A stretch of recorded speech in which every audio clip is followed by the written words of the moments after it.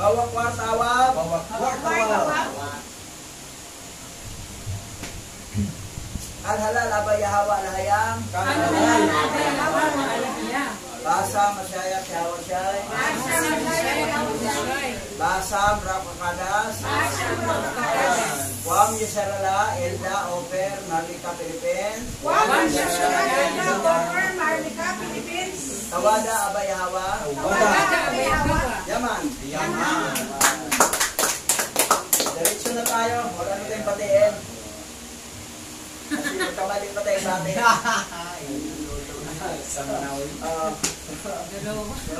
Nadubli pangalan yung isa. Okay. So, topic natin, ganun pa rin, na-forward na ang chapter natin. Chapter 41 hanggang 43. Tatlong chapter na talakay natin ngayon. So, 7 na lang ang chapter ang kulang matapos itong Book of Jubilee. Hanggang 50 chapter to eh. Okay. Ngayon, diretso tayo. Basa. Jubileo chapter 41 verse 1 to 28. At sa ika-45 Jubileo, sa ikalawang linggo, at sa ikalawang taon, ay kumuha si Juda ng asawa para sa kaniyang panganay na anak na si Ir, mula sa mga anak ni Aram, na nagngangalang Tamar. Ngunit siya'y napuot at hindi sumiping sa kaniya, sapagkat ang kaniyang ina ay anak ng Kanaan, at ninais niyang kumuha ng asawa sa mga kamag-anak ng kaniyang ina. Ngunit si Huda na kaniyang ama ay hindi pumayag. Ayan.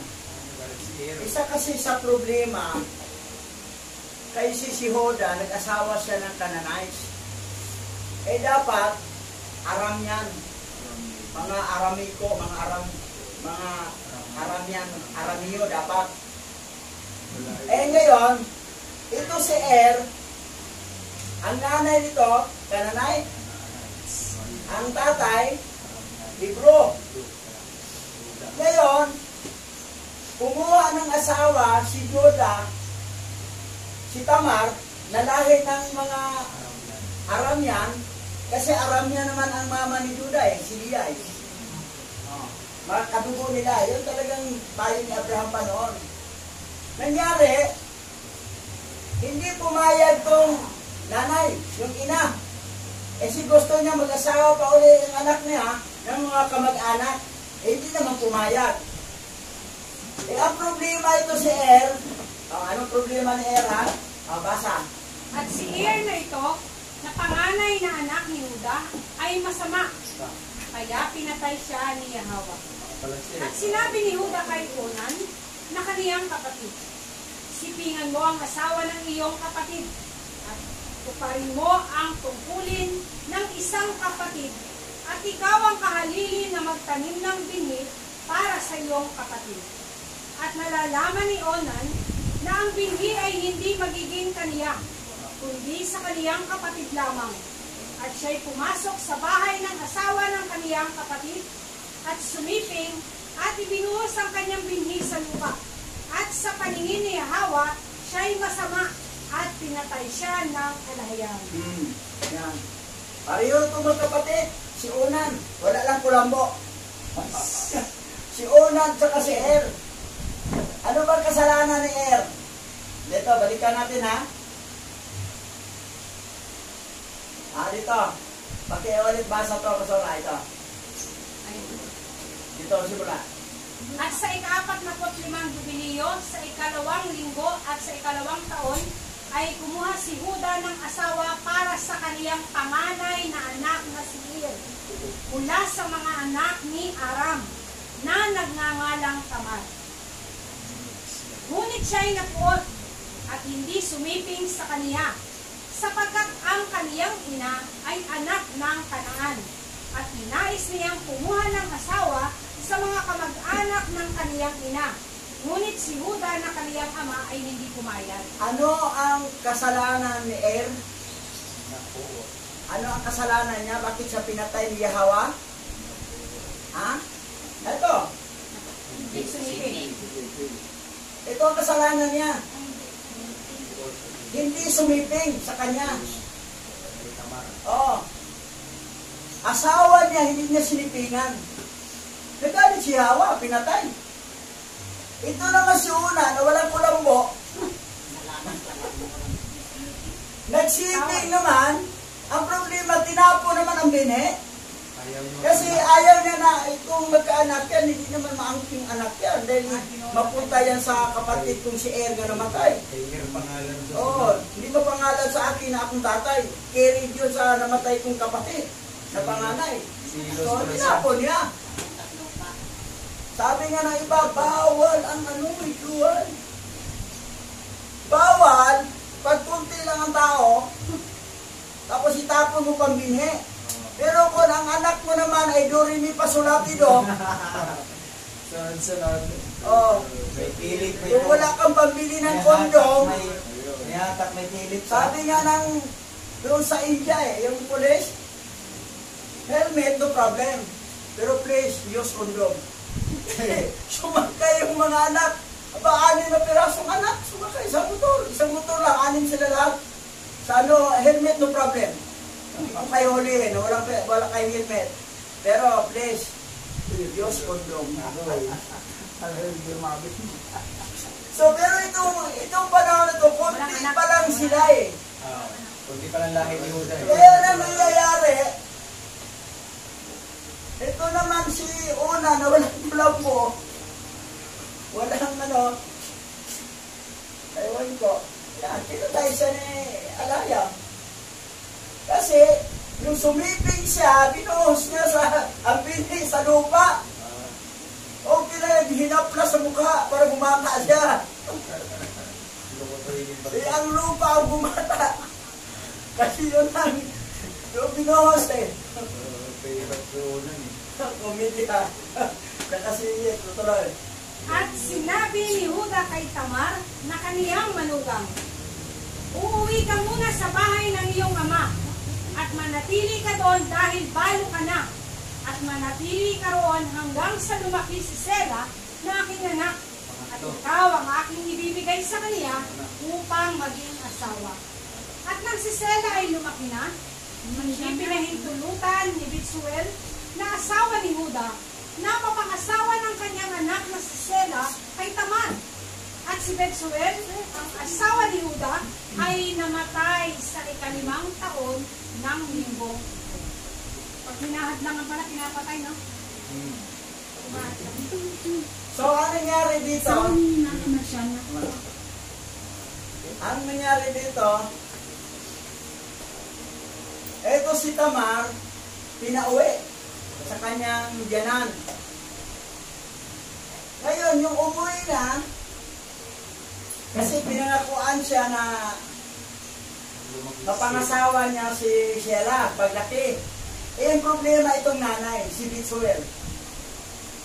Ayaw pumayag na mapangasawa si Tamar.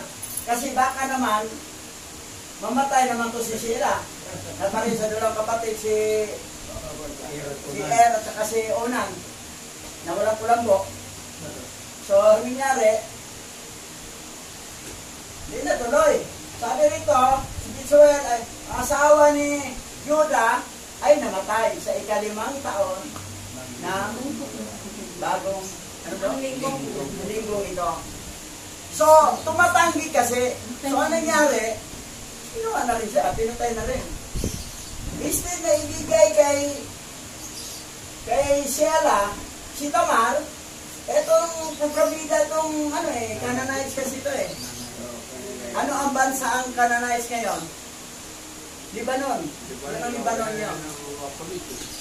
So, ngayon, tuloy tayo. At sa 6 na taon ay umahon si Huda upang gupitin ang kaniyang mga tupa sa Temna. At kanilang sinabi kay Tamar, narito, ang iyong biyanan ay umaahon sa Temna upang gupitin ang kaniyang mga tupa. At siya ay naghubad ng kaniyang mga damit na balo at nagsuot ng lambong at nagpaganda ng kaniyang sarili at naupo sa pintuang bayan na nasa tabi ng daan patungo sa Temna. At habang si Huda ay lumalakad ay nasumpungan niya siya at inakala niya na siya'y patutot at kaniyang sinabi sa kaniya, papasukin mo ako sa iyo At sinabi niya sa kanya, pumasok ka. At pumasok siya. Ganun lang kasimple ang usapan, no? Papasokin mo ako. Sige, pumasok ka. Yun lang argumento. Okay na, nakasundo na. Kasi akala dito ni Judah ay patotot. Tototot. So, daring bayaran. Uy, manugang pala niya yon. Kasi may nagsabi na, yung biyanan mo, papunta na dito yon. Dahil magkupit sa mga tupa. Inalaman niya, alam naman yung malaki na yung bunso, si Sheila, na para mapangasawa, pinangawan. So nagbigay siya, tinanggal niya yung damit ng pambalo, tapos nagsuot siya ng lambong, tapos nagpaganda ng kanyang sarili. So doon siya nakaupo sa, inakala naman to ni Judah, patuto to, prostitute to eh. Sa Bisaya pa, burika to, pwede to, papasukin mo ako. Ganon. Eh, nangyari naman, si Judah talaga, may pagkababaero talaga. Si Judah. Wala silang binatbat kay Joseph. Si Joseph talaga, grabe. Hanga-hanga ako kay Joseph, yung grand lolo natin, no? Yung lahi naman ni Bilha, gano'n rin, pasaway rin. Mahilig sa bata. Kahit katapat lang sa L3 nakaupo, iba ng pananaw. Grabe. So, yan. Ituloy natin. At sinabi niya sa kaniya, ibigay mo sa akin ang aking upa. At sinabi niya sa kaniya, wala akong dala, maliban sa aking singsing na nasa aking daliri, at kwintas na nasa aking lieg, at tungkod na nasa aking kamay. At sinabi niya sa kaniya, ibigay mo sa akin hanggang sa maipadala mo sa akin ang aking upa. At sinabi niya sa kaniya, magpapadala ako sa iyo ng isang batang kambing. At ibinigay niya sa kaniya ang singsing, kwintas at tungkod. At siya'y sumiping sa kaniya, at siya'y naglihi sa kaniya.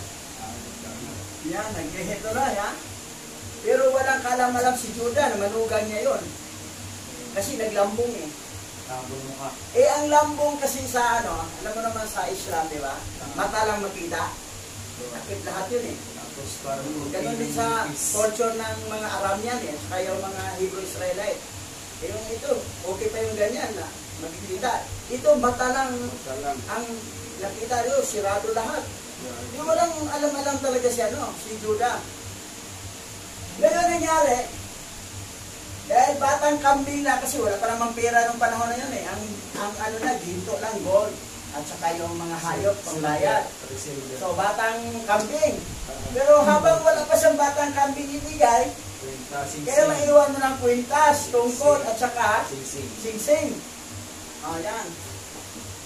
Ngayon, tuloy. At si Judah ay naparoon sa kaniyang mga tupa, at siya ay naparoon sa bahay ng kaniyang ama. At si Judah ay nagpadala ng isang batang kambing sa pamagitan ng kaniyang pastol na isang adolamita. At hindi niya nasumpungan. At kaniyang tinanong ang mga tao sa dakong iyon na sinasabi, saan ang patutot na narito? At sinabi nila sa kanya, walang patutot dito sa amin. At siya'y bumalik at ipinaalam sa kaniya at sinabi na hindi niya nasumpungan ang patutot. Aking tinanong ang mga tao sa dakong iyon. At kanilang sinabi sa akin, walang patotot dito. So, nakatawa ang Tagalog sa patotot. Sa Bisaya kasi, burikat. Burikat. Maintindihan mo naman, patotot. Atin ka muna, pag yung isa, wala pa? Dalawa na ba yun? Sige, baka darapin niyo may iba. Okay. So, tuloy. At sinabi niya, hayaan niyang ingatan ang singsing, kwintas at tungkod, at baka tayo'y maging dahilan ng panunuya. At nang 3 buwan ang nakalipas, ay inahayag na siya'y nagdadalang tao, at kanilang isinaysay kay Judah na sinasabi, narito, si Tamar na iyong manugang ay nagdadalang tao sa pamagitan ng pagpapasutot. At si Judah ay naparoon sa bahay ng kaniyang ama. At sinabi sa kaniyang ama at kaniyang mga kapatid, ilabas ninyo siya at sunugin siya, sapagkat siya'y gumawa ng karumihan sa Israel. Hindi na Kaya parusa, no? sumbong, manugan mo ha. Nagdalang tao dahil sa kanyang pagpapatutot. Susunugin ka agad, ha? So, yun kasing batas ng Israel eh, Torah eh, kailangan sunugin talaga. Yun o. Ngayon, ito. Sunugin.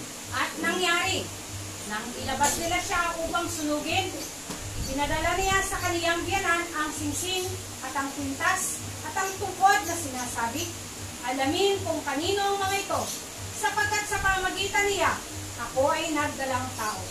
At kilala ni Huda na iyan ay sa kanya at sinabi, si Tamar ay higit na matuwid kaysa sa akin. Oh, yan. Mas matuwid pala si Tamar kay Juda. Oh. Ano yun? Tuloy. At huwag ninyong sunugin siya, dahil ako ang may kasalanan, na hindi ko siya ibinigay kay Sela. At pagkatapos noon ay nagkaanak siya ng 2 anak na lalaki, sina Perez at Sera, na ika-7 taon nitong 2nd mundo. At pagkatapos ay naganap ang 7 taon na sagana ng pagbubunga, na sinalita ni Jose kay Faraon.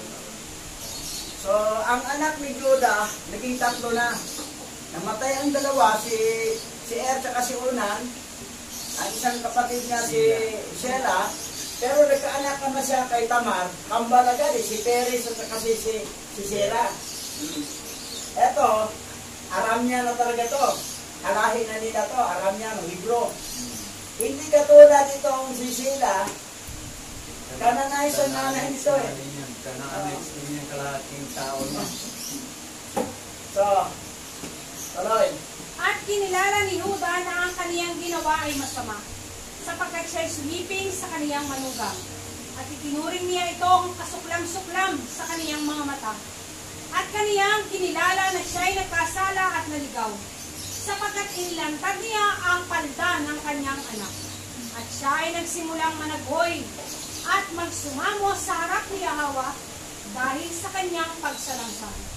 At sinabi namin sa kanya sa panaginip na siya'y pinatawad, sapagkat siya'y nagsumamo ng taimtim at nanaghoy at hindi na muling nagsagawa. Okay. Sino to? Sino to yung sinabi na, at sinabi namin sa kanya, sa panaginip, na siya ay pinatawad? Ha? Angel. Yung anghel. Na nagsabi, na pinatawad na, binaan sa panaginip.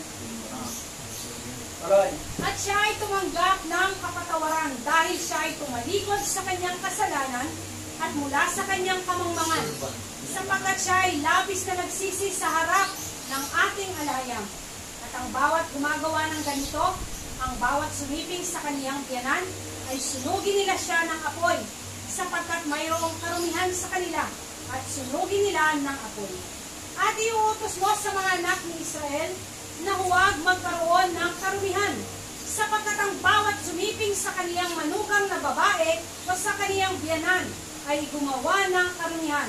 Sunugin nila ng apoy ang lalaki na sumiping sa kaniya at gayon din ang babae. Yun talaga ang batas. Manugang, silipingan, o either yung manugang, silipingan ang biyanan. Ang hatol, death penalty. Susunogin talaga. Mamatay. Cremation. I-cremate talaga nila. Cremate agad. Oh, sunogin eh. Grabe, hindi bida. Yan ang batas ng Israel. Oh. Ganyan katindi. Ngayon, Dito, alam ko, na-approve bang death penalty natin? dito ikulong na kagad. Ah, Pagka kulong lang. nagsulat Tapos ng pag tao. malaki ang influensya mo sa judge at magaling ang abogado mo, makalaya ka. Kaya ka.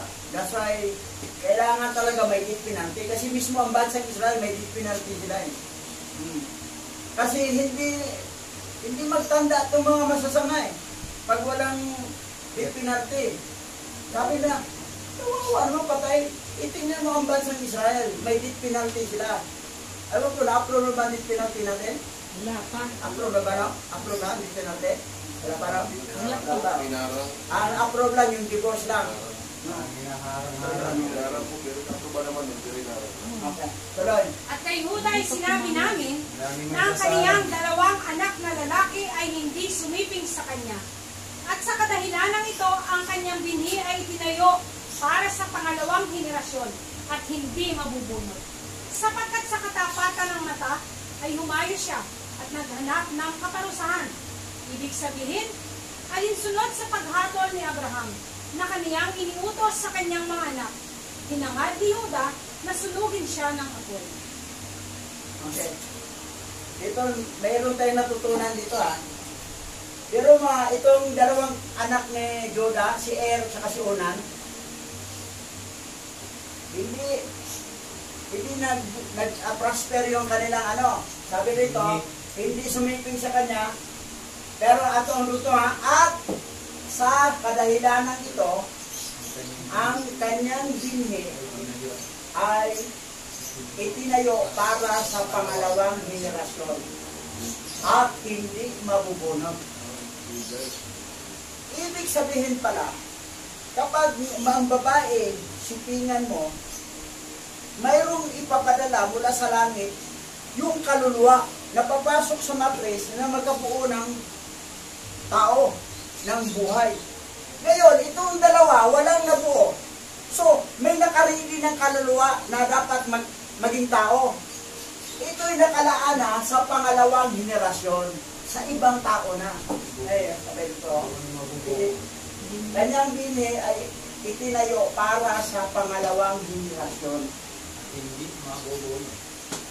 At hindi mabubunot. Ibig sabihin, mga elite to, mga sheep to, kasi hindi mabubunot Kasi pag mabubunot, hindi elite. Karamdam mo. Mabubunot para lang sunugin. So, Hindi ko makarang trito. pagdating kasi doon sa dito, di ba, tatay, nanay, mga anak natin, asawa. Pagdating doon sa langit, Wala na. wala ka ng asawa doon, wala ka ng anak, wala Kanya-kanya na kayo individual. So, itong dapat ang binhi sa kanyang mapanganak, kung nag-prosper yung pagsiping, hindi niya tinapon sa lupa, nagkaanak. Yung kaluluwang pumasok doon, ayun sana ang sa kanyang maging anak dito sa lupa. Kaya lang, hindi yung nakalaang kaluluwa na para ipapasok doon sa matres, doon sa kanyang silipingan, ay hindi nag-prosper. Itong binhing nakalaan ay mapunta sa pangalawang henerasyon. Ibang tao na hindi. Pero elect, kasi hindi mabubunot So, ang mag-asawa, pag magsiping, may kaluluwang pumasok doon, at yun ang naging anak nila, pero anak lang nila yan habang nandito sa lupa. Pero pag nasa langit na yan lahat, Wala na. hindi mo na si anak. Asawa mo, di mo. Para pantay-pantay na lahat Parang kapwa, kapwa mga tao lang doon. Wala nang asawahan doon. Wala nang kilala na. Wala nang isa ng tatay natin Si Hawa, yung creator. So, yun lang. So, additional na natutunan natin ito sa Book of Jubilee ito. Ngayon tuloy. May isa pa. Sige. Genesis. Compare natin sa Genesis Ito, sa Genesis. Sige. Genesis chapter 38, verse 1 to 30. Nang panahong iyon, humiwalay si Judas sa kanyang mga kapatid at nakipanirahan kay Hera na isang Adulamita. Napangasawa niya roon ang anak ni Zua, isang Kananeo. Nagkaanak sila ng 3 lalaki. Ir ang ipinangalan sa panganay, ang pangalaway Onan, at Sela naman ang pangatlo. Si Huda ay nasa kisip nang ipanganak si Sela. Pinagpaasawa ni Huda ang kanyang panganay na si Ir, at ang napangasawa nito ay si Tamar. Magkaroon din ng comparison sa Book of Jubilee at saka Book of Genesis.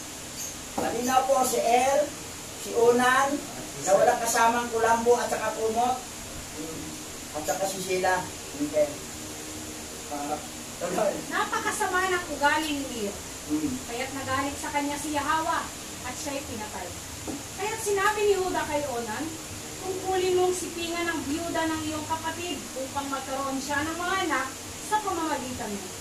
Alam ni Onan na hindi tuturing na kanya ang magiging anak niya sa kanyang lipat. Kaya itinapon niya sa labas ang kanyang bini upang huwag magkanak ang kanyang kapatid sa pamamagitan niya. Ito'y kasuklang-suklang kay Yahweh, kaya pinatay rin siya. Yan. So, yung withdrawal, lalo na nung panahon na yon, na ilan pa lang silang mga tao, kasuklam-suklam yan. So, bawal ang withdrawal. Pero kung ang yung anak mo naman ay dorimi pasulatido, ay hindi niya kasuklam-suklam. Kung wala kang pambili ng kondom, withdraw mo na, itapon mo na sa ano. Sa bilang. Oh, yan. Hanggang katuapan na umabot na Sinabi ni Huda sa manugang niyang si Tamar, umuwi ka na muna sa inyo at hintayin mong lumaki ang bunso kong si Sela. Sinabi niya ito dahil sa takot na baka mangyari kay Sela ang sinapit ng kanyang mga kapatid. Kaya't umuwi muna si Tamar sa kanyang ama. Pagkalipas ng panahon ay namatay ang asawa ni Huda. Matapos ang pagluluksa, nagpunta si Huda sa Timnat para tingnan ang pagugupit sa balahibo ng kanyang mga tupa. Kasama niya ang kaibigan niyang si Hera na taga-Adulam. Okay. So, halos kapareha. Kaya lang ang pangalan, Timnat. Ito, Tima, H yung dulo dito, Tima. Timnat. Yung Timnat naman. Nagbabago ang word. Bago yung letter each. Tuloy. Samantala, may nagsabi kay Tamar na pupunta sa Timnat ang kanyang biyanan upang gupitan ng balahibo ang mga tupa nito. Pagkarinig nito, tinubad niya ang kanyang damit panluksa. Nagtalukong siya at naupo sa pagpasok ng inain, bayang nadadaanan patungo sa Timnat.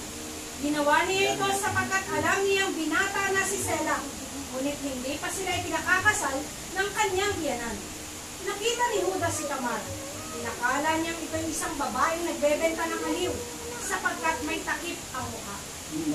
Yan pala yung magbitakit ng mukha, parang nagbibinta ng aliw. Tuloy. Lumapit siya at inalok ang babae na makipagtalik sa kanya. Hindi niya alam na ito ang kanyang manugang. Anong ibabayad mo sa akin? Tanong ng babae. Sumagot si Huda. Padadalan kita ng isang batang kambing. Payag ako, sabi ng babae. Kung bibigyan mo ako ng isang sangla, hanggat hindi ko tinatanggap ang ipadadala mo. Anong sangla ang gusto mo? Tanong ni Huda. Sumagot siya. Ang iyong singsing na pantatak kasama ang kadena at ang tungkod mo. Ibinigay niya ang hiningi ng babae at siya ay nagsipil. Nagdalang tao si Tamar. Kwintas ano, dito kanina. Kwintas doon sa Jubilee. Kadena. Ito kanina. Kaya nilalagay dito yung kadena. Iba itong ginisip ko. Pagkatapos, umuwi siya at inalis ang kanyang talukbong at isinuot muli ang kanyang damit panluksa. Pag-uwi ni Huda, isinugo niya ang kaibigan niyang taga-Adolam upang dalhin sa babae ang ipinangako niyang kambing at bawiin naman ang iniwang sangla.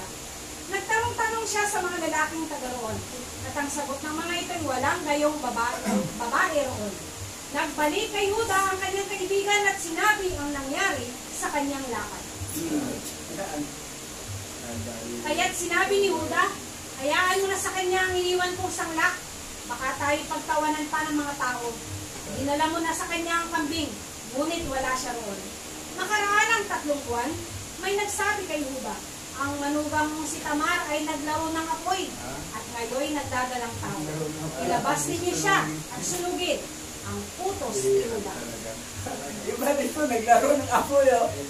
Doon sa Jubilee, walang binanggit doon. Nagdalang tao lang. Dito, naglaro ng apoy. Nagpapatutot lang doon. Dito, naglaro ng apoy. Habang siya ay kinakaladkad na palabas, sinasabi niya sa kanyang biyanan, ang may-ari ng mga ito ang ama ng aking dinadala. Tingnan mo kung kanino ang singsing, kadena at tungkod na ito. Nakilala ni Huda ang iniwan niyang sangla. Kaya't sinabi niya, wala siyang kasalanan. Ako ang nagkulang. Dapat sana'y pinakasal ko siya kay Sela at hindi na niya ito muling silipinan. Dumating ang panahon ng panganganak ni Tamar at natuklasang kambal ang kanyang isisira. Sa oras ng kanyang panganganak, lumabas ang kamay ng isa at ito'y tinalian ng hilot ng pulang sinulid upang makilala ang unang inaanak. Ngunit, iniurong ng sanggol ang kanyang kamay at naunang lumabas ang kanyang kakambal. Sinabi ng hilot, ano't nakipagsiksikan kang palabas? Dahil dito, Fares ang ipinangalan sa bata. Ang sanggol na may taling pulang sinulid ang huling iniluwal at ito'y pinangalan ng Sara. Sera doon, Sara dito. Oh, sira doon dito Sara. Nagkaiba eh. Yung mga translation, nagbabago talaga. Tingnan mo yung magta-translate. Hindi mo pagkatiwala yung nagta-translate. Oo. Kasi binabago nila. Whereas tayo, ano nakalagay doon? Yun lang, ano natin eh. Oo. Para nagta-type lang din yan eh. Oo. Yung pangalan mong may letter I, gagawin A. Oo. Itong X. Okay. Tapos pagkatapos, bayaran mo malaki. Jubileo chapter 42 verse 1 to 25. At sa unang taon ng ikatlong linggo ng ika-45 Jubileo, ang tagutok ay nagsimulang dumating sa lupain. At hindi na umulan, sapagkat walang anumang ulan na bumagsak sa lupa. At ang lupa ay naging baog, tuyong-tuyo. Ngunit sa lupain ng Ehipto ay nagkaroon ng maraming pagkain, sapagkat hinipon ni Jose ang mga trigo ng mga anihin sa lupain sa loob ng 7 taon ng kasaganaan at naingatan. So yung panahon no, El Nino, walang ulan. Kasabay pala Bishop sa pangyayari ng panahon ni Jose. Nung tinaitanyag si Jose Oo. sa Egypt. Yan pala ay kasabay nung story ni Juda. Yun pala yung magkakasabay. No, kasi yung ano naman, bahaan man yung doon. Dito El Nino eh. Oo. O walang ulan talaga oh. Hey, blessing. Ayun yung 7 taon ng kasaganaan at 7 taon ng El Nino. Oo. Yan yung kasabay eh. Oo, sabay. Buong mundo yun eh. Kaya nga, Ang kasaganaan 7 taon at 7 taon din ang tagutom. Buong mundo yun eh. That's why na pagdating, lahat sila bumibili talaga sa Egypt. So ano nangyayari? yung kwento na yun. Ang Egypt lang kasi ang nakaalam eh. Dahil kay Jose, na kailangan mag-ipon talaga ng impact ng pagkain sa loob ng 7 taon ng sagana. Kasi pagdating ng 7 taon na tagutom, may handa na silang na-impact na pagkain. Eh, ang ibang bansa, walang alam. Wala na ipon. Pagdating sa wala na, ito yung business. Sa business, sa network, hindi mas mga na habang marami kang pirang darating, mag-ipon ka talaga, ipon. Hindi yung waldas lahat. Pagdating na wala ka ng income, wala na, tuyo na. Dapat mag-ipon. Para pag naipon ka, itayo mo business, pag may business ka na, pag wala ka ng income dito sa natural, at least bubuhayin ka na sa business mo. Eh kung puro waldas, kita mo yung mga artista, maraming shooting, daming pera, waldas ng waldas. Pagdating na laos na, wala na shooting. Wala, iba, pulubi, nakatira na sa bangkita. Yan. Yan ang nangyari. Na habang sagana ka sa darating na pira marami, mag-ipon ka talaga, ipon. Kasi panahon na wala ka, may mahugot ka na, Kasi ang pira talaga, kahit 1 million yan, kaya mo yung ubusin sa isang araw. 1 million? Ubus. Punta ka sa Toyota, bili ka ng 1 million sa kalo, wala na. Oh. Isang beses lang. Sa araw na, ubus. Kahit pa 10 million niya. Ang daming bibilihin mo, bili ka ng bahay, lahat-lahat. Wala, ubus na agad. Iba talaga yung nag-ipon ka. Pag nakaipon ka, tayo ka ng business. O bahay paupahan. Kung wala ka ng natural na income, at least yung mga paupahan mo, yun yung income mo. Hindi kasi ginagamit yung dito iba. Hindi gagamit yung puwet. Yan ang nangyari. Eh, yung ginawa sa Egypt, nag-ipon sila. Dahil kay Jose. Ituloy natin.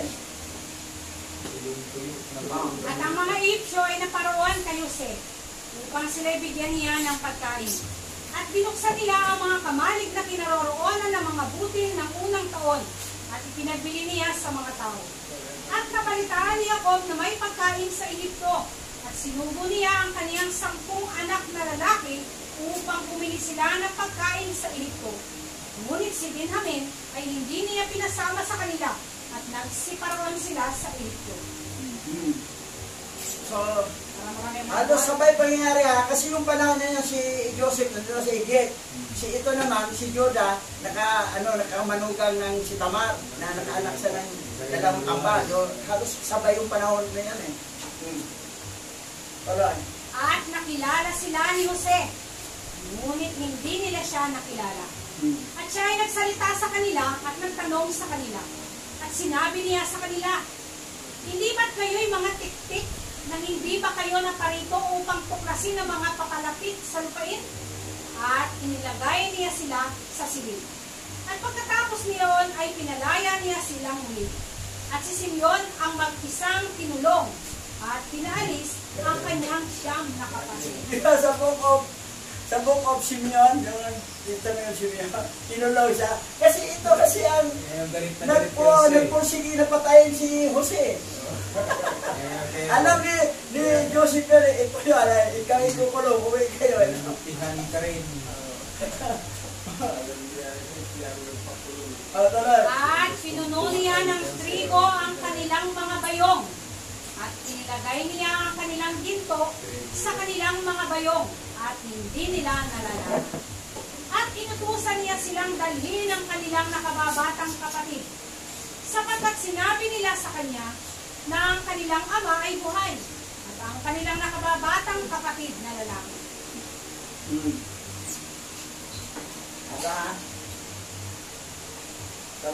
At sila'y umahon mula sa lupain ng Ehipto, at sila'y dumating sa lupain ng Kanaan. At kanilang isinaysay sa kanilang ama ang lahat ng nangyari sa kanila. At kung paano nga ang pinuno ng lupain ay nagsalita ng may kabagsikan sa kanila. At kinuha si Simeon hanggang sa kanilang madala si Benjamin. At sinabi ni Jacob, inalis ninyo sa akin ang aking mga anak. Si Jose ay wala na, at si Simeon ay wala na rin. At inyong kukunin si Benjamin, dumating sa akin ang inyong kasamaan. Ganun po talaga si Jacob eh. Dahil wala na nga si Jose, ang akala niya patay na si Jose, Simeon wala rin. Dahil kulong pinunod sa Egypt, iniwan para ang usapan na makabalik, makalaya si Simeon, kailan dalhin si Benjamin. Kasi, siyempre gusto ni Jose, kasi yun talagang kapatid niya sa buo eh. Buong kapatid niya. Iba kasi kapatid niya, hap-hap lang. Kapatid niya sa tatay. Kapatid sa tatay nanay, si Benjamin eh. Iba talaga yung feeling yung kapatid mong buo eh. Kaysa half brother lang, half sister. At kaniyang sinabi, ang aking anak ay hindi bababang kasama ninyo. Baka siya'y magkasakit. Sapagkat ang kanilang ina ay nagsilang ng dalawang lalaki at ang isa ay patay na. At ito naman ay kukunin ninyo sa akin. Kung sakali magkalagnat siya sa daan, ay inyong ibababa ang aking katandaan na may hapis hanggang sa kamatayan. Sapagkat nakita niyang ang kanilang salapi ay naibalik sa bawat tao sa kaniyang sako. At dahil dito ay natakot siyang ipadala siya. So, talagang mahal na mahal ni Jacob talaga si Benjamin. Kasi yung buhay pa nandoon pa si Joseph, hindi yan ang mahal na mahal eh. Ito naman nainggit yung mga kapatid eh. Nainggit, lalo na nanaginip si Joseph na yung mga kapatid niya mag-bow down sa kanya. Nangyari yan pagdating sa Egypt eh. Bow down na rin sila. At ang tagutom ay lumala sa lupain ng Kanaan. At sa lahat ng lupain maliban sa lupain ng Ehipto, sapagkat marami na sa mga anak ng mga Ehipsyo ang nag-imbak ng kanilang mga trigo para sa pagkain mula nang nakita nilang nagtitipon si Jose ng mga trigo at inilalagay ito sa mga kamalig at iniingatan para sa mga taon ng tagutom. At ang mga tao sa Ehipto ay nagpakain doon sa unang taon ng tagutom. Pagkain na, ito. Nagpakain sila. Ngunit nang makita ni Israel na ang tagutom ay totoong matindi sa lupain at walang makain, ay sinabi niya sa kaniyang mga anak, magsibalik kayo at bumili kayo uli ng pagkain sa Ehipto upang tayo ay huwag mamatay. At kanilang sinabi, hindi kami pupunta, malibang sumama sa amin ang aming bunsong kapatid. At nakita ni Israel na kung hindi niya isasama si Benjamin sa kanila, silang lahat ay mamamatay dahil sa tagutom. Kita na rin.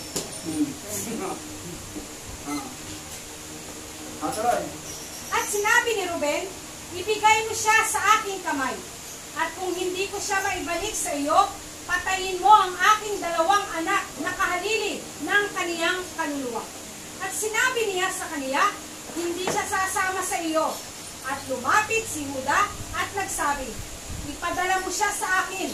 At kung hindi ko siya maibalik sa iyo, ay aking pasanin sa harap mo ang lahat ng mga araw ng aking buhay. Talagang kinumbinsin na gusto ang tatay nila. Kaya sabi ni Ruben, kasi ay kasama namin si Benjamin, kasi hindi kami harapin ng gobernador doon pag hindi kami kasama ng bunso ng kapatid. Ngayon, ito na lang ang 2 anak ko. Pag hindi ko may balik si Benjamin, patayin mo ng 2 anak ko, kahalili. Sabi naman Juda, akong bala, balik ka na lang, ama. Ako ang buntungan mo sa ano. Ako ang harap mo sa lahat ng mga araw ng aking buhay. Talagang 2 sila nakumbinsi, si Juda at si Ruben. So wakas,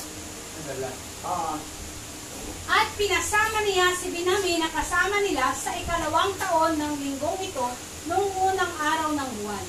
At sila'y dumating sa lupain ng Ehipto kasama ang lahat ng yumaon. At mayroon silang mga regalo sa kanilang kamay. Istakta at almendro at teribento, mani at purong kulot. At sila ay nagpatira pa at tumayo sa harap ni Jose. At nakita niya si Benjamin na kanyang kapatid. At nakilala niya siya. At sinabi sa kanila, ito ba ang inyong bunsong kapatid? At sinabi nila sa kaniya, siya nga. At sinabi niya, ang alhayam ay mahabagan ka, anak ko. Sabi ni Joseph, ang alahayam ay kahabagan ka, anak. Yan. Hindi pa man siya napakilala na ano. So, pansinin mo to yung nasa Egypt na sila, yung panaginip ni Jose, na sinabi niya sa mga kapatid na mag-bow down sa kanya, katulad ng mga bituin, nag-bow down sa buwan, na siya yung buwan, bituin yung mga kapatid niya, sabi niya, mag-bow down kami sa'yo. So ayaw, lalong nainggit sila. Ito na pala, nag-bow down, ano? Wala sila na, may gobernador sa Egypt yan hindi lalang si kapatid nila yun, si Joseph yan At pinapasok niya siya sa kaniyang bahay at inilabas niya si Simeon galing sa kulungan at ipinaghanda niya sila ng isang pigil. At inihandog nila sa kaniya ang kaloob na kanilang dinala sa kanilang mga kamay. At kumain sila sa harap niya at binigyan niya silang lahat ng isang bahagi. Ngunit ang bahagi ni Benjamin ay 7 beses na mas malaki kaysa bahagi ng sinuman sa kanila. Special talaga kay Benjamin. Ano niya, buong kapatid niya to Yung brother din. Hindi. At sila ay nagsikain at nagsiinom. At sila ay nagsitindig at nanatili kasama ng kanilang mga asinay. At si Jose ay nag-isip ng isang plano. At sinabi niya sa katiwala na namamahala sa kanyang bahay, unan mo ng pagkain ng lahat ng kanilang mga sako at ibalik ang kanilang pera sa kanilang mga sisidlan. At ang aking pilak na saro mula sa aking inumin ay ilalagay mo sa sako ng bunso nilang kapatid at paalisin mo sila. Si Joseph matalino. That's why yung mga tribe of Manasseh matalino talaga. Ba't yun ba? At si Jose ay nag-iisip ng isang plano. Ito na yung plano niya. Kasi mali, ilagay mo yung sarap mong pila, ilagay mo kay Benjamin para yan pakabalita. Matalino talaga ang tribe Manasseh. Jubileo chapter 43 verse 1 to 24. At kaniyang ginawa ang gaya ng sinabi sa kaniya ni Jose. At pinuno ang lahat ng kanilang mga bayong para sa kanila ng pagkain. At inilagay ang kanilang salapi sa kanilang mga bayong. At inilagay ang saro sa bayong ni Benjamin. Yan. Para sila kalabala, no? Naisahan At sila. maaga sa umaga ay umalis sila. At nangyari, nang sila'y makaalis na, sinabi ni Jose sa katiwala ng kaniyang bahay, habulin mo sila, tumakbo ka at hulihin mo sila. At sabihin mo sa kanila, sa kabutihan ipinakita sa inyo, ang ginanti ninyo ay kasamaan, na ninakaw ninyo ang saro na pilak ng aking adawan. At ibalik sa akin ang inyong bunsong kapatid. At kunin ko siyang alagad, bago ako pumunta sa aking upuan ng paghapon. Balik ko malay-malay itong mga ano, itong na kapatid niya.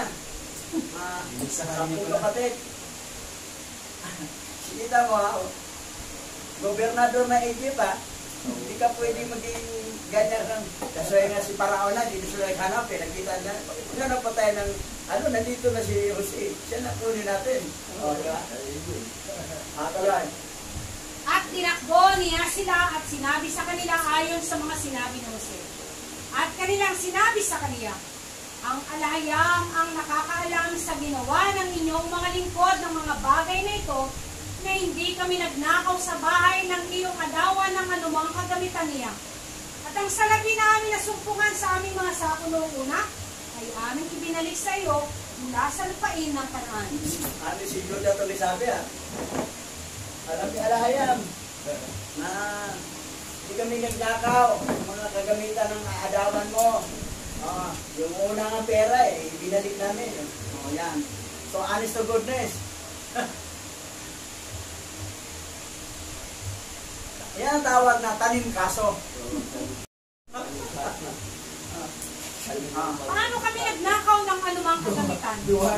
Narito ang aming mga sako ay hanapin ninyo. At kung masumpungan ang saro sa sako ng sino man sa amin, patayin siya. At kami at ang aming mga asno ay maglilingkod sa iyong adawan. At sinabi niya sa kanila, hindi ganon. Kung sinong lalaki na masumpungan ang saro ng kanyang sako, siya lang ang alipinin at kayo'y magsisibalik na payapa sa inyong bahay. Sabi ni Judah, kung sino masumpungan, patayin. Sabi naman ng hindi ganon. Kung sino ano, yun ang alipinin, kaya magsuwi na. Pero tanim kaso to ha. Dito pala nakakuha ng idea yung mga pulis magtanim. Magtanim kaso. Magtanim na sa mga walang kasalanan. Si Marlica, tinanim ang kaso. Patulang Isa. Smuggler. Hindi. Matalino si Marlica eh. Wala sila nakakuha idea. Napanood mo ba yun, no? Yung mga komento sa ano? Yan. Talon. At habang siya ay naghahanap sa kanilang mga sisidlan, simula sa pinakamatanda at nagtatapos sa bunso. Ito ay natagpuan sa sako ni Benjamin. At kanilang hinapak ang kanilang mga suot. At bumalik sila sa bayan, paroon sa bahay ni Jose. At silang lahat ay nagsiyukod sa kanilang mga mukha sa lupa sa harap niya. Nagkita naman yung palagay natupad na naman ulit. Yung sinabi na, nagalit yung kapatid niya, pero ngayon, yan, kita mo, dapat talaga kayo sa akin. Ulit. At sinabi ni Jose sa kanila, kayo'y gumawa ng masama. At kanilang sinabi, ano ang aming sasabihin? At paano namin ipagtatanggol ang aming sarili? Natuklasan ng inyong lingkod ang pagsalangsang. Narito kami ay mga alipin ninyo, at gayon din ang aming mga asno. At sinabi ni Jose sa kanila, ako ay natatakot sa lahayam tungkol sa inyo, at magsiuwi na kayo sa inyong mga tahanan, at ang inyong kapatid na bunso ay maging aking lingkod, sapagkat siya'y gumawa ng masama. Hindi ninyo alam na ang sarong ito ay ninakaw ng inyong bunsong kapatid sa akin. Tanim kaso, no? Para lang talaga maiwan yung anong bunso ni kapatid. Si yung totoong kapatid niya sa ina eh. So, tanim kaso, no? Wala, itong mga kapatid, wala kang malay-malay, pero mga Hebrew-Israel yan, ha? Wala kang naisahan na ni Jose, at talino talaga ni Jose. Yung grand lolo natin, no? Okay, Sinabi sa iyo na ang iyong lingkod ay magsalita ng isang salita, na ang dalawang kapatid na lalaki ang ipinanganak ng ina ng iyong lingkod sa aming ama. Ang isa ay umalis at nawala, at hindi nasumpungan, at siya lamang ang natitira sa kaniyang ina. At ang iyong lingkod na aming ama ay minamahal siya, at ang kaniyang buhay ay nakatali sa buhay nitong bata. At mangyayari, pagka kami ay pumaroon sa aming ama, at ang bata ay hindi namin kasama, siya ay mamamatay, at aming ibababa ang aming ama na may dalamhati hanggang sa kamatayan. So talagang nakiusap talaga si Judah eh. Si Judah ito nakiusap po. Sabi niya, mamamatay ang ama namin pag hindi makasama yung bunso namin kapatid. Kailangan makasama sa atin yun. Talagang nagpakaawa talaga sila. Tuloy. Ngayon, hayaan mo ako ang iyong alipinin sa halip ang batang ito, sapagkat ako ay naging panatag para sa kanya sa kamay ng iyong lingkod na aming ama. At kung ang bata ay hindi maibalik sa aming ama, maririnig namin na sisihin kami ng aming ama magpakailanman. At nakita ni Jose na silang lahat ay naaayon sa kabutihan sa isa't isa, at hindi niya napigilan ang sarili. At sinabi niya sa kanila na siya ay si Jose. At nakipag-usap siya sa kanila sa wikang Hebreo, at lumakap siya sa kanila at umiyak. Wala sa Genesis binanggit ito na nakikusap si Jose na sa wikang Hebrew. Doon na malaman na siya ba si Jose, hindi marunong mag-Hebrew eh. Kasi iba ang lingwahe ng Egypt eh. Yung natuto si Joseph sa lingwahe Egypt, na magsalita sa Egypt, translate lang. Pero ito, nagulat, Jose nga talaga dahil marunong mag-Hebrew eh. Yan, gulat sila na tama palang panaginip dati na magbaw-baw tayo sa kanya. O tinan mo, dumapa talaga tayo sa kanya eh. Gobernador ng Egypt, pangalawa ni Paraon yan eh. So doon na nakikita. Tapos doon. Ngunit sila'y namangha at nagsimula silang umiyak. At sinabi niya sa kanila, huwag ninyo akong iyakan, kundi magmadali kayo at dalhin ninyo sa akin ang ating ama. At nakikita ninyo na ang aking bibig ang nagsasalita, at ang mga mata ng aking kapatid na si Benjamin ay nakakakita. Sapagkat masdan, ito ang 2 taon ng tagutob, at may 5 taon pa na walang ani, ubungan ng mga puno o pag-aarami. So, 7 taon niyang tagutom ha, 2 lang nakalipas, may 5 pang natira. Ang gusto nang papuntahin na lang sa Egypt yung kanyang ama at saka buong pamilya, buong angkan. Tuloy. Bumaba kayong madali, kayo at ang inyong mga sambayan, upang huwag kayong mapahamak sa tagutom, at huwag kayong magdalamhati sa inyong mga ari-arian, sapagkat sinugo ako ni Yahweh na mauna sa inyo, upang magtakda ng mga bagay upang mabuhay ang maraming tao. At sabihin ninyo sa ating ama na ako ay buhay pa, at inyong nakita na ginawa ako ni Yahweh bilang pangalawa ni Paraon, at tagapamahala sa kaniyang bahay at sa buong lupain ng Ehipto. Ito ay isang portion nila. Huwag kayong magdalamhati sa inyong mga ari-arian, sapagkat sinugo ako ni Yahweh na mauna sa inyo upang magtakda ng mga bagay upang mabuhay ang maraming tao. Kasi kung wala si Joseph doon, walang maimbak, buong mundo patay sa gutom lahat. So, nauna si Joseph, siya ang binigyan ng Joseph the Dreamer eh. Panaginip eh. So, ano nangyari? Sinabi na kay Paraon, naging gobernador siya, namamahala, di may income, may imbak ng pagkain. Buong mundo doon bumili sa Egypt. So, yung sabi na sa kapatid niya, okay, mag-alala. Then, nauna lang ako sa inyo. Tapos, tuloy. At sabihin ninyo sa ating ama ang lahat ng aking kayamanan at kaluwalhatian na ibinigay sa akin ni Yahweh. At sa utos ng bibig ni Paraon, ay binigyan niya sila ng mga karo at mga panustos sa daan, At ibinigay niya sa kanila ang lahat ng maraming kulay na damit at pilak. At sa kanilang ama ay nagpadala siya ng damit at pilak at 10 asno na may dalang trigo at pinaalis niya sila. Pansinin mo si Joseph, ha? Yung laging binanggit niya, si Yahweh, na siya pinauna at binigyan siya ng kayamanan at kalatian, binigay sa akin ni Yahweh. Hindi yung tinataas sa sarili niya. Nasabi niya, kaya ako, magaling ako matalino ako. Yabang, sarili niya tinataas, nagbuhat ng bangko. Ito talaga, ang papuri talaga doon kay Yahweh. Ang papuri. Hindi niya inaangkin. Makita mo yung humbleness ni Joseph. Maliban na matalino, maliban na maingat, na hindi natukso sa babae, at humble pa, walang yabang. So makita mo sa buhay ni Joseph, almost perfect siya. Salamat lang na yun ang ninuno natin. Ninuno natin. Grabe o. Tuloy. At sila'y umahon at sinabi sa kanilang ama na si Jose ay buhay. At nagbebenta ng mga trigo sa lahat ng mga bansa sa lupa. At siya'y namumuno sa buong lupain ng Ehipto. At hindi ito pinaniwalaan ng kanilang ama, sapagkat siya ay baliw sa kanyang sarili. Ngunit nang makita niya ang mga bagon na ipinadala ni Jose, ay nabuhay ang kanyang espiritu, ay muling sumigla.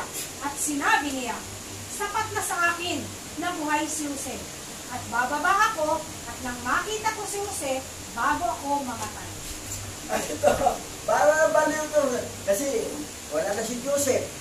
Pero kung si Joseph yung namatay din si Bilha, namatay din si Dina. Si Dina at saka si Bilha namatay dahil sa namatay, nagdamhati sila sa kamatayan ni Joseph. Dahil hindi na matutong namatay. Ang pakana doon, ito namang mga inggitero, mga kapatid. Ngayon, si Simeon, wala. Tapos si Benjamin pa, nag-alala siya, medyo baliw-baliw. Pagdating daw na, sabi na dito na, at sila'y umahon, at sinabi sa kanila, Ama, na si Jose ay buhay, at nagbibinta ng mga trigo sa lahat ng mga bansa sa lupa, yung buong mundo ha, kasi sila lang may impact na trigo eh. At siya'y namumuno sa buong lupain ng Egypto. Ano ang kay Judah? Kay Jacob? At hindi ito pinaniwalaan ng kanilang ama sapagkat siya ay baliw. Kanyang sarili. Nabaliw tuloy, natuliro. Pero yung nakita yung itong pinadala yung bagon na sa balo ko. At nang makita niya. Nang makita niya ang mga bagon na pinadala ni Jose, ay nabuhay ang kanyang espiritu at muling sumigla. Totoo nga. Kasi posible naman padadalhan itong mga anak ko ng bagon. Kung hindi mataas ang pinuno sa Egypt. Yung mga karwahe yun, dami pang pinadala. Sumigla na siya, nawala ng pagkabaliw. Sabi na, pupunta ako para makita ko si Jose bago ako umatay. Sumigla na, natanggal ng pagkabaliw. Lumabas na sa Mandaluyong, sa loob. Tuloy, Genesis tayo, comparison. Sige. Genesis chapter 43, verse 1 to 34. Lalong tumindi ang tagutom sa Kanaan. Nang maubos na ng pamilya ni Jacob ang pagkain binili sa Ehipto, sinabi niya sa kanyang mga anak, bumili uli kayo kahit kaunting pagkain sa Ehipto. Sinabi ni Judah sa kanya, mahigpit ko ang bilin sa amin ng gobernador doon, na huwag na kami magpapakita sa kanya kung hindi namin kasama ang kapatid naming bunso. Kung pasasamahin ninyo siya, bibili po kami ng pagkain doon. Kung hindi ninyo pahihintulutan, hindi po kami maaaring humarap sa gobernador. Sinabi ni Israel, bakit kasi sinabi ninyo mayroon pa kayong ibang kapatid? Ako ang pinahihirapan ninyo sa nangyayari nito. Nagpaliwanag sila. Inusisa kung mabuti ang ating pamilya. Itinanong sa amin kung mayroon pa kaming ama at iba pang kapatid. Sinagot po lamang namin ang kanyang mga tanong. Hindi po namin alam na pati si Benjamin ay pipiliting iharap namin sa kanya. Pero walang binanggit ang si Genesis, walang binanggit si Ruben na, sige ama, ano mo, anak ng dalawa, patayin mo, pag hindi namin mabalik si Joseph, wala, sa Genesis. Pero sa Jubilee, nabanggit to, dito wala. Ang dito lang, kay Judah lang, na, ako nang bahala. Kasi hindi kami pwede harap sa gobernador pag hindi namin madala ang bunso. Sabi, bakit pa kasi sinabi ng bunso pa kayo ba? Nanisip pa, bakit kasi sinabi ninyo na may bunso pa kayo kapatid? Yung tanong kasi, sinagutan ng tanong. Nakakatuwa ang kwento, di ba? Pero reality yan. Ito lang. Kaya sinabi ni Judah kay Israel, Ama, mamamatay tayo sa gutom. Pasamahin na ninyo si Benjamin at nang makaalis na kami. Itinataya ko ang aking buhay para sa kanya. Ako po ang bahala sa kanya. Kung hindi ko siya maibalik ng buhay, ako ang buntunan ninyo ng lahat ng sisi. Kung hindi ninyo kami pinaghintay ng matagal, marahil ay nakadalawang balik na kami ngayon. Kasi nga nangyari yan. Sabi siya, kung pumayag ka pa noon, baka dalawang balik ka kami. Ayaw mo kasi. Ngayon, pumatay ka sa gutom doon, pag hindi ka pumayag ka nas binamin. Ayaw mo dito. Pero si Judah ng Mersa dito, samantala doon sa Jubilee, si Ruben din ng Mersa, na, sige, itong dalawang anak ko, patayin mo, pag hindi namin mabalik si binamin. Wala dito. Atuloy. Sinabi ni Israel, kung iyon ang mabuti, sige, payag na ako. Ngunit magdala kayo ng handog sa gobernador. Kaunting balsamo, ulot o kiutan, astragalo, laudano, alfonsigo, at almendra. Dublihin ninyo ang dalang salapi, sapagkat kailangan ninyong ibalik ang salapi na ilagay sa inyong mga sako. Isang pagkakamali lamang iyon. Isama nila ninyo ang inyong kapatid at lumakad na kayo. Loobin nawa ng makapangyarihang alahayang na kahabagan kayo ng taong iyon upang maibalik sa akin si Simeon at si Benjamin. Kung hindi man sila maibalik, handa na ang loob ko. Nakatiting talaga bulong ko dahil ito ang positidong patay Diyos eh. Nakagana yun. Sa balon. Nagdala nga sila ng mga kaloob at salaping dapat dalhin at nagbalik sa Egypto kasama si Benjamin. Nang makita ni Jose si Benjamin, iniutos niya sa aliping na mamahala sa kanyang tahanan, isama mo sila sa bahay. Sila'y kasalo ko mamayang pananghalian. Pagkatay ka ng hayop at iluto mo. Sinunod ng alipin ang utos ni Jose at isinama ang magkakapatid. Pinaghandaan talaga, di ba? Sa bahayan. O, sige, magluto ka ng hayop, magluto tayo. Nakain. Pero yung kapatid, wala kong galamaran. Bait ba itong gobernador sa atin? No? Pero pinaglutuan tayo. Sarap naman pagkain, no? Natakot sila nang sila'y dalhin sa bahay ni Jose. Sa loob-loob nila, marahil dinala tayo rito dahil sa salaping ibinalik sa ating mga sako nang una tayong pumarito. Maaaring bigla na lamang tayong dakpin. Kunin ang ating mga asno at tayo'y gawing mga alipin. Kaya't nilapitan nila ang katiwala ni Jose at kinausap sa may pintuan ng bahay nito. Sinabi nila, Kadawan, galing na po kami rito minsan at bumili ng pagkain. Kung alam naman itong katulong niya siya naman nag-aulay sa, yung utusan na siya balik yun. Kaya na ginto yun kasi yung pera nung ginto naman meron. Ito naman, nangamba doon na, maraming dinala tayo dito. Dinala yung dakpin. Sabi yung word na dakpin, ayan to. Bigla na yung dakpin. Kabado sila pero talagang pinakain naman sila ng gusto ni Jose. Nang kami nagpapahinga sa daan, binuksan namin ang aming mga sako at nakita sa loob ang lahat ng salaping ibinayad namin sa pagkain. Kaya po't dala namin para ibalik sa inyo. May dala po kami bukod na pambili ng pagkain. Hindi po namin alam kung sino ang naglagay ng mga salaping iyon sa mga sako namin. Huwag kayong mag-alala, sabi ng alipin. Huwag kayong matakot. Ang inyong alayam, na siya rin alayam ng inyong ama, ang naglagay ng salaping iyon. Tinanggap ko na ang inyong kabayaran sa binili ninyong una. Pagkatapos, ay inilabas ng katiwala si Simeon at sinama sa kanila. Pero, eto yung halaga to ha. May sabi ha, huwag kayong mag-alala. Yung katulong to ni Jose, Egyptian to eh. Sabi niyang alipin, sabi na niya, huwag kayong matakot. Ang inyong alahayam, na siya rin alahayam ng inyong mga ama, yung ama ang naglagay sa salapin mo. Kasi alam mo, si Joseph nag-utos, balik mo yung ano. Talagang, nautakan na talaga sila ni Joseph. Okay. Tuloy. Sila'y pinapasok ng katiwala sa bahay ni Jose. Pinaghugas ng mga paa, pinakain ang kanilang mga asno. Pagkatapos, inilabas ng magkakapatid ang kanilang handog para ipagkaloob kay Jose pagdating nito. Narinig nilang doon sila magsasalo-salo. Pagdating ni Jose, yumukod silang lahat sa kanyang harapan at ibinigay ang dala nilang handog. Pinumusta sila ni Jose at pagkatapos ay tinanong, kumusta naman ang inyong ama? Malakas pa ba siya?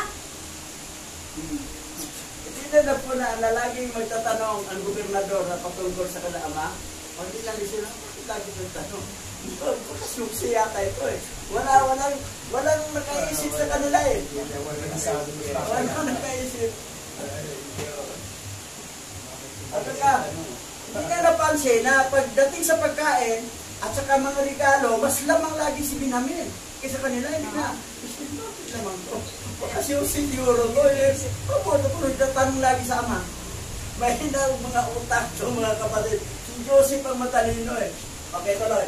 Adawan, buhay pa po siya at malakas po nila. At sila'y lumuhod at yumukod muli sa harapan niya. Pagkakita ni Jose kay Benjamin, siya ay nagtanong, ito ba ang sinasabi ninyong bunsong kapatid? Pagpalain ka ng alahayang anak. Hindi mapaglabanan ni Jose ang kanyang damdamin. At halos siya'y mapaiyak dahil sa pagkakita sa kanyang kapatid. Kaya siya'y pumasok sa kanyang silid at doon umiyak. Nang mapayapa na siya, ang kanyang kalooban, naghilango siya, lumabas at nagpahain ng pagkain. Pero kasi talagang 100% kapatid niya eh. Kapatid sa nanay at saka sa tatay. Ito kasi iba, kapatid lang sa tatay, mag-iba sa nanay eh. Yung nakita niya, parang ayak siya, lumabas siya kasi magugulat yung ano eh. So, siya nagtago yun. Magkatapos na, napanatag na yung damdamin, namo siya parang yung malata, tapos pagkita na ulit. So, kita mo yung story na yun. Okay. Si Jose ay ipinaghaing mag-isa sa isang mesa. At ang kanyang mga kapatid ay sa ibang mesa. Magkakasalo naman ang mga Ehipsyo, sapagkat kinahihiya nilang makasalo ang mga Hebreo. Kaharap ni Jose ang kanyang mga kapatid na sunod-sunod ang pagkaupo ayon sa gulang. Nagkatinginan sila at takang-taka sa gayong pagkakaayos ng kanilang upo. Idinudulot mula sa mesa ni Jose ang pagkain nila. At 5 beses ang dami ng pagkain idinudulot kay Benjamin. Masaya silang kumain at nagtinuman. Pero mo, pinaupo ha, alam niyo sila, itong panganay, ito Ruben, ito Simeon, David, sunod-sunod. Hindi talaga nakakalapa, no? Tapos sila po, ano yung sunod-sunod ha? Pagkatapos, dami pagkain para kay Benjamin sa kanila. Hindi na nagtakalan sila pero hindi na Isip. Pinilita pa naman natin Joseph, dinala sa Egypto, baka siya yun, naging gobernador. Hindi na naisip, no? Wala talaga, may na talaga mga utak nila. Normal lang utak na, hindi katulad kay Joseph, matalino talaga Joseph. Kasi humahanga si Paraon eh, na ikaw na ang gawin namin gobernador, namamahala. Hindi na kami maghanap na iba. Kasi nakikita, biro mo naman, ipa-interpret yung panaginip. Lahat ng mga Egyptian, ng mga salamangkero, lahat ng mga mahula doon, hindi nakahula sa panaginip ni Paraon. Pero yung si Joseph, nasabi niya ang kahulugan. Doon. So, matalino si Joseph talaga. Ayan, compare natin Genesis. Genesis chapter 44 verse 1 to 34. Inutusan ni Jose ang kanyang katiwala, punuin mo ng trigo ang kanilang mga sako, at bago mo isara ay ilagay mo ang salapit ibinayad nila. At sa sako ng pinakabunso, ilagay mo pa ang aking kupang pilak. Ginawa naman ng katiwala ang iniutos sa kanya. Kinabukasan, maaga pa'y umalis na ang magkakapatid, sakay ng kanilang mga asno. Hindi pa sila nakakalayo sa lungsod. Inutusan ni Jose ang kanyang katiwala. Habunin mo ang mga taong iyon at sabihin mo sa kanila, bakit naman dinantihan ninyo ng masama ang kabutihang ipinakita namin sa inyo? Bakit ninyo ninakaw ang kupang pilak ng aking adawan? Iyon ang iniinuman ng aking adawan at ginagamit niya iyon sa pangungulak. Napakalaking kasalanan ang ginawa ninyo ito. Inabutan sila ng katiwala at gayon nga ang sinabi sa kanila. Makikita mo yan, ha? Maraming Ginawa ng manghuhula sila. Kita mo yung mga comparison natin sa ano? Na ito pa namang katiwalaan sa buong mundo. Yung version na ito. Na corrupted pala. Pabor yan sa mga manghuhula dapat. Sinagot naman sila. Ano pong ibig sabihin Ano pong ibig ninyong sabihin? Bakit kayo nagsalita ng ganyan? Isa-isip ay hindi namin magagawa yan. Nakita naman ninyo, nakarating na kami sa Kanaan. Gayon may ibinalik pa rin namin sa inyo ang salaping nakita namin sa loob ng aming sako. Bakit kami magnanakaw ng pilak o ginto sa tahanan ng inyong adawan? Adawan, kung nakita po ninyo sa sino man sa amin ang upang sinasabi ninyo, ay dapat mamatay at alipinin ninyo kami lahat. Halos, halos na pareho. Mabuti, tugon ng katiwala. Kung kanino makita ang kupa, siya ang gagawing alipin. Makakalaya na ang iba. Ibinaba nila ang kanilang mga sako at pinagbubusan. Isa-isa ito ang hinalubhog ng katiwala mula sa pinakamatanda hanggang sa pinakabata. At natagpuan ang kupa sa sako ni Benjamin. Pinulit nila ang kanilang damit sa tindi ng kalungkutan. Pinargang muli sa asno ang kanilang mga sako at bumalik sa lungsod. Yan. So, halos na pareho ang kwento. Nasa bahay pa si Jose na magbalik si Huda at ang kanyang mga kapatid. Pagdating doon, sila yumukod sa kanyang harapan. Sinabi ni Jose, ano itong ginawa ninyo? Hindi ba ninyo alam na marunong akong manghula? Wala kayong may tatapo sa akin. Wala na po kaming masasabi, sagot ni Huda. Wala po kami may katwiran sa mga pangyayari. Ang alhayam na po ang nagunyag ng aming pagkakasala. Kaya, hindi lamang ang kinakitaan ng kupa, kundi lahat kami alipin na ninyo ngayon. Kita mo yung binabago, no? Ang mga version. Wala kang binago dito sa Sinabi ni Jose, hindi ko gagawin iyon. Kung kanino nakita ang kupa, siya ang gagawin kong alipin. Ang iba ay makakauwi na sa inyong ama.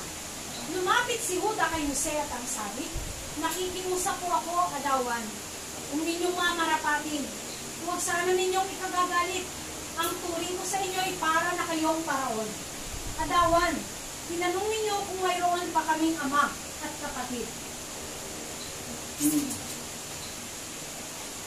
Ang sabi po namin may ama kaming matanda na at bunsong kapatid na anak niya sa katandaan.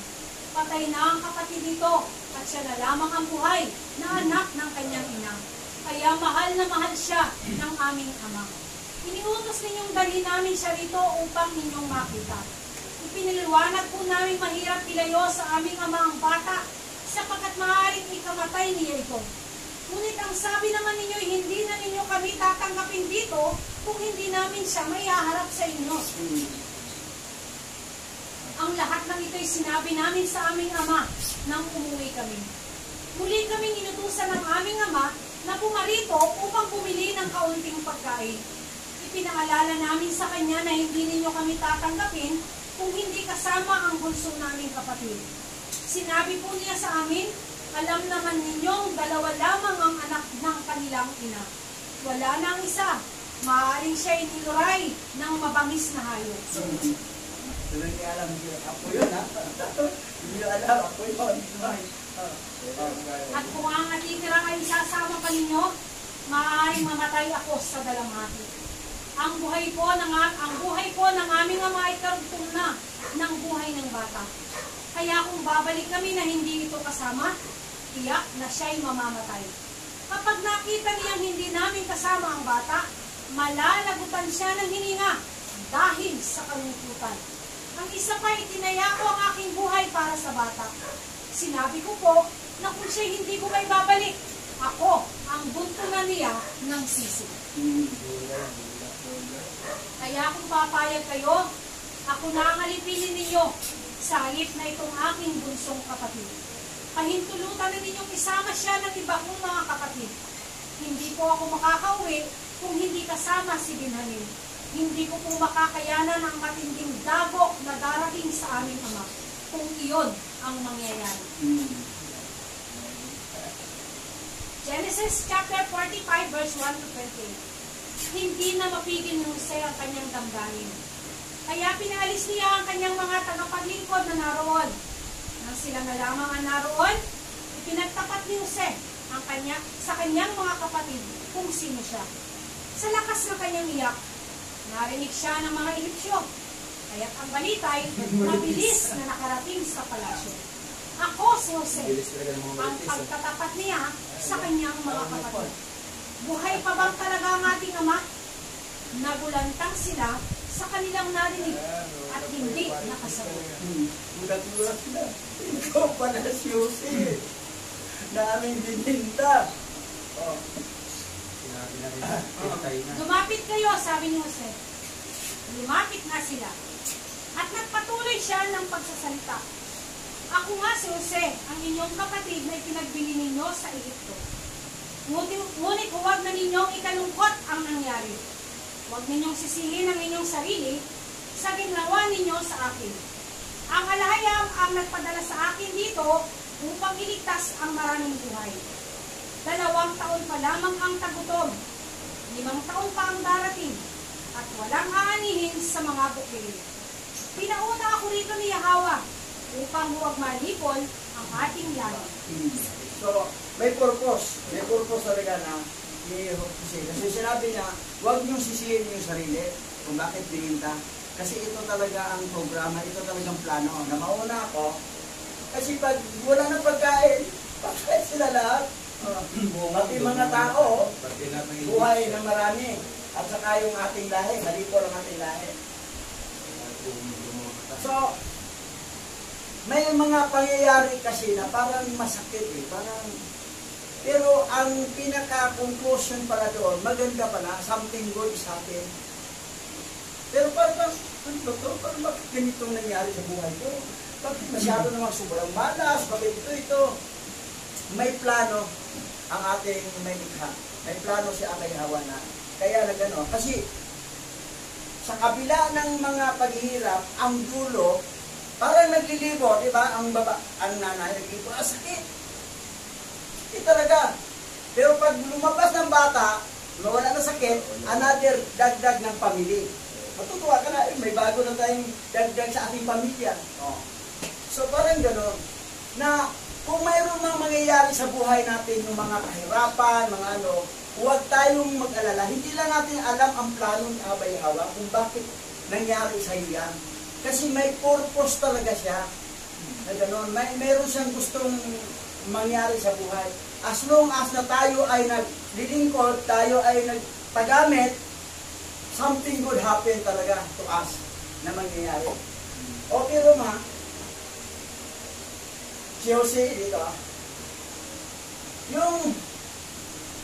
Ito na, nakita yung damdamin, umiyak. Sabi niya, maraming. Huwag ninyong sisihin ang inyong sarili sa ginawa ninyo sa akin. Ang alahayam ang nagpadala sa akin dito upang iligtas ang maraming buhay. Pero hindi nakaganti naman siya, kinulo niya Simeon eh. Nakaganti siya konti. Simeon pinakulo siya. O sige, maiwan din siya. Ikaw nagplano tayo, papatay ko, ikaw yung kinulo siya. Pero, something good happened. Talaga ang nangyari. So, yan. Okay. Strategy. Tuloy. Kaya, hindi kayo, kundi ang Yahweh nagpadala sa akin ito. Ginawa niya ako ang tagapayo ng Paraon, tagapangasiwa ng kanyang sambahayan, at tagapamahala ng buong Ehipto. Sinabi pa ni Jose, bumalik kayo ulit sa ating ama, at ibalita ninyo na ako ang pinamahala ni Yahweh sa buong Ehipto. Sabihin ninyong pumarito agad siya sa lalong madaling panahon. Doon siya titira sa lupain ng Gosen para mapalapit sa akin. Ang lahat niyang mga anak, mga apo, mga tupa, kambing, baka, at lahat ng inyong ari-arian ay kanyang dalhin. Pero, merong wala dito sa Genesis nga nandoon sa Book of Jubilee. Yung nagsasalita si Joseph sa wikang Hebreo at nag-usap sila para Hebreo. Dito walang binanggit. Hindi na pinasok eh. May dinagdag sila dito, may binawas. May binawas. Dagdag bawas na talaga yung Genesis eh. Pero, yung translator niya, nagbabawas kanila. Parang politika palang ginawa niya ng Biblia na. Oo. Dito ay mapapangalagaan ko kayo. 5 Politics. taon pa ang tagutom at hindi ko gustong makita ang sino man sa inyo na naghihirap. Kitang-kita ninyo ngayon at ikaw Benjamin na ako talaga si Jose. Ibalita ninyo sa ating ama ang taglay kong kapangyarihan dito sa Ehipto at ikwento ninyo ang lahat ng inyong nakita. Hihintayin ko siya sa lalong madaling panahon. Umiiyak niyang niyakap si Benjamin at ito na may umiiyak ding yumakap kay Jose. Ito muna sa video. May nagyakapan sila. Patuloy siyang umiiyak habang isa-isang hinagkan ang ibang kapatid. Nakarating sa palasyong balita na ang mga kapatid ni Jose ay dumating. Ikinatuwa ito ng paraon at ng kanyang mga kagawad. Sinabi ng paraon kay Jose, pakargahan mo ng pagkain ng mga hayop ng inyong mga kapatid at pabalikin mo sila sa Kanaan. Sabihin mong dalhin dito ang inyong ama at ang buong sambahayan nila. Ibibigay ko sa kanila ang pinakamatabang lupain upang malasak nila ang masaganang pamumuhay rito. Mabait yung paraon sa time na yan ha. Oh, tuwang-tuwa si Parao, di ba? Kasi dahil kasi kay Jose, na-solve ang problema eh. Sa loob ng 7 years na amin. So, nung dumating siya, puputayin yung ama mo dito. Kusap ko sa inyo, padadalan mo na ano. Tuwang-tuwa, kinatuwa rin ni Parao eh. Ng paraon na binentas na eh. Oo. Binentas siya. Yung namatay na si Jose, doon na sila inati naman ng Egyptio. Doon na, kasi wala na si Jose. Tapos iba na paraon doon, di ba? Ha? Iba na ang Oo, paraon yung doon. anak na. Anak na yun. Kaya sila military Hindi na yung tatay. Sabihin mo rin magdala sila ng mga karwahe para magamit ng kanilang asawa at mga anak paglipat sa Ehipto. Huwag na nilang panghinayangang iwanan ang kanilang ari-arian doon. Sapagkat ang pinakamabuting lupain dito ang ibibigay ko sa kanila. Sinunod ng mga anak ni Israel ang utos na ito. Binigyan sila ni Jose ng mga sasakyan, gaya ng utos ng paraon, at pinadalhan din ng pagkain sa kanilang paglalakbay. May sasakyan ba sila? So, kita mo ha? Kompleto ang padala ng mga budget ni Paraon. Ang bawat isa binigyan ng tigil-isang bihisan. Maliban kay Benjamin, 5 ang kanyang bihisan at pinadalhan pa ng 300 pirasong pila. Pinadalhan niya ang kanyang ama ng pinakamabuting produkto ng Ehipto, karga ng 10 asno. 10 asno rin ang may kargang trigo, tinapay at iba't ibang pagkain upang may bawal ng kanilang ama sa paglalakbay. Inutusan ni Jose na lumakad na ang kanyang mga kapatid, ngunit bagong malis ay sinabi sa kanila, huwag na kayong magtalo-talo sa daan. So, trigo, lulutuin pa kasi, gawin harina eh. Ito, napadalahan rin siya tinapay at isa luto na, para kainin na lang. Ingatan na, huwag lang mapanis. Galing nila. Okay, tuloy. Umalis nga sila sa Ehipto at umuwi sa Kanaan. Pagdating doon, sinabi nila kay Jacob, Ama, buhay pa po si Jose. Siya ngayon ang namamahala sa buong Ehipto. Napigilan si Jacob at halos hindi siya makapaniwala sa balitang ito. Ngunit nang maisalaysay sa kanya ang bili ni Jose at makita ang mga karwaheng itinadala ni Jose, sumigla ang kanyang kalooban. Salamat sa alayam, sabi ni Jacob. Buhay pa pala ang aking anak. Pupuntahan ko siya bago ako mamatay. So, yung moral lesson natin makuha dito, talagang ginamit si Jose ni Alhayam para masolve ang problema ng mundo sa problema. Magkaroon ng great famine. 7 years. Pero, bago ang gift pamin, 7 years. kasaganaan naman. Pero na may makarili. Sa bawat pamilya, ganun din dapat eh. Na sa ating pamilya, kung ang daming pirang pumasok sa'yo, huwag mong ubusin talaga yan. Maglaan ka talaga ng isipin. Para panahon na wala ka ng income, mayroon ka na mahugot. Hindi ka na mangungutang. Oh, ito yung sample sa mga negosyante.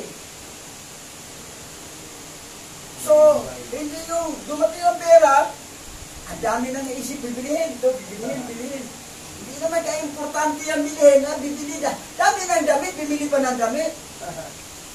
Waldas, ipon. Tapos, kung kaya mag-put up na negosyo, para kumita ang negosyo mo, hindi lang trabahin. Kasi walang yumaman sa trabahador eh. Empleyado, wala. Ang yumaman sa negosyo. Ngayon, kung puro lang empleyado ang nasa isip mo, di ka nag-ipon para magkaroon ka ng business. Pagdating ng kagibitan, nga ka. That's why na pagdating ng business na mayroon tayo, magsipari talaga tayo na mayroon kang business na magkukunan. Para pagdating ng panahon, hindi ka mangangapa. Tulad ng 2 million na kailangan sa atin pag may-release to. Lahat ng membro may 2 million. Maliban pa sa may posisyon natin. Ng mga dato. Dato na talaga. May cash na. Pero mo, explain ko naman sa iyo nun. So yan. Yan ang isipin natin eh. Na hindi yung puro waldas. Unting income, tama lang. Malaking income, tama lang rin. Kung kaya lang tama lang, malaking income, bakit? So yung sinabi, maglagay ka talaga ng doon, nakalimutan din eh, wala yung maglagay ka talaga ng laging para yung case may makikita ang hanapin na tayo.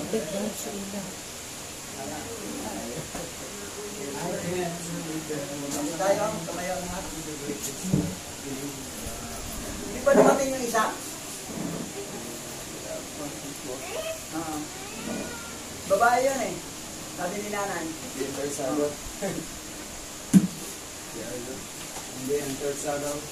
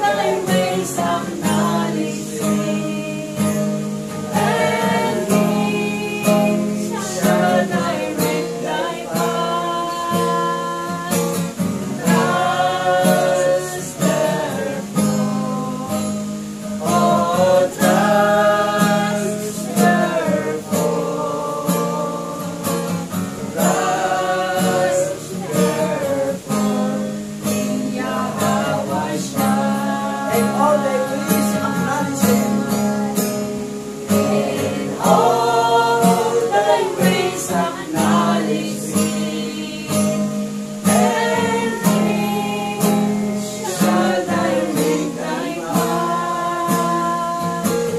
Trust therefore, oh trust therefore,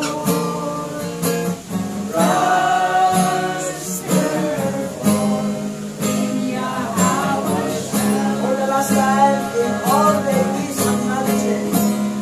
In all thy ways acknowledge thee, and he shall direct thy path. Trust therefore, oh trust therefore, trust therefore in Yahweh Shah. Trust therefore, trust therefore in Yahweh Shah. Alalabaya, alalabaya. Tayo manalangin, Pastor Ivan.